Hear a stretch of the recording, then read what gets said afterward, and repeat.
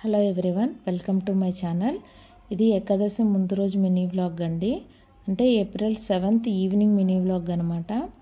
తర్వాత రోజు ఏకాదశి కాబట్టి నేనైతే ఫుల్ డే అంతా ఫాస్టింగ్ ఉంటానండి. అంటే ఏకాదశి గడియలు ఉన్నంత వరకు ఫాస్టింగ్ ఉండి ద్వాదశి గడియల్లో భోజనం చేస్తాను. సో అందుకని చెప్పి ముందుగా నేను కొన్ని ప్రిపరేషన్స్ చేసుకుంటున్నానండి.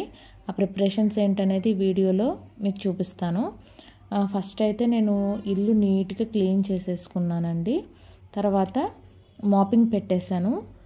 ఇంకా దేవుడి మందిరంలో ఉన్న సామాన్లన్నీ తీసేసి నీట్గా తోమేసుకున్నాను. తోమేసి ఒక క్లాత్తో నీట్గా తుడిచేసుకున్నాను. నాకైతే సపరేట్గా ఇంట్లో దేవుడి మందిరం అంటూ ఏదీ లేదండి. చిన్న షెల్ఫ్ ఉంది. ఆ షెల్ఫ్లోనే నేను దేవుడి సామాన్లన్నీ పెట్టుకుంటాను అనమాట. ఆ షెల్ఫ్లో ఉన్న దేవుడి పటాలన్నీ కూడా తీసేసి నీట్గా తుడిచేసుకున్నానండి ముందు.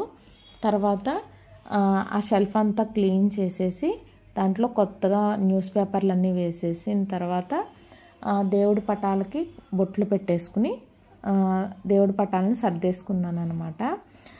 ఈ ఏకాదశి అంటే మన శ్రీ మహావిష్ణువుకి చాలా ఇష్టమైన రోజు అండి. ఈ రోజున మనం ఏకాదశి గడియలు ఉన్నంత వరకు మనం ఉపవాసం ఉండి తర్వాత రోజున మనం భోజనం చేయాలి.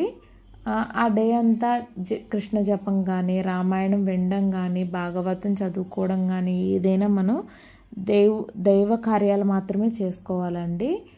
అప్పుడు మనకు మానసిక ప్రశాంతత అనేది దొరుకుతుందని నేనైతే ఖచ్చితంగా నమ్ముతాను. సో అందుకని ఖచ్చితంగా నేను ఏకాదశి అయితే చేస్తానండి.